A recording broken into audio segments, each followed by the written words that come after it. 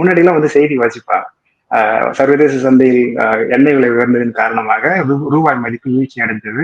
அதனால பெட்ரோல் விலை இங்க வந்து நம்ம ஊர்ல உயர்ந்ததுன்னு சொல்லுவாங்க. நீங்க வண்டி எடுத்துட்டு போய் பெட்ரோல் பங்க் போனீங்கன்னா பெட்ரோல் விலை உயர்ந்திருக்கும்.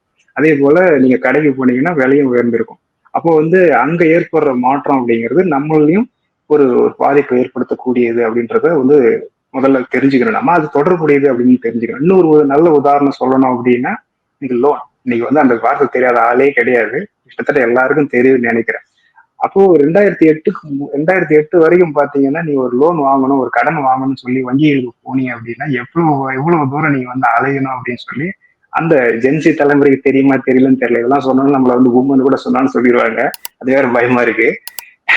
ஆனா அப்படி ஒரு வேளை அனுபவம் உள்ளவங்கள்ட்ட கேட்டீங்க அப்படின்னா, அங்க போயிட்டு நீங்க வந்து நடையா நடக்கணும். உங்கள்ட்ட இருக்கிற பொருளையோ, இல்ல வந்து ஒரு நிலத்தையோ வந்து அடகு வச்சு கடன் கேட்டீங்க அப்படின்னா தான் அது குடுக்கறதுக்கு அங்க சம்மதிப்பாங்க. அப்படி ஒரு சூழல் இருந்தது. ஆனா நீங்க பாத்தீங்கன்னா, உங்களுக்கு வந்து வீட்டுக்கு ஃபோன் பண்ணி சார் லோன் வாங்கிக்கலாம் சார், யார் லோன் லோன் வாங்கிக்கலாம் சார்ன்ட்டு லோன்னு அலையறத பாக்குறோம் நம்ம.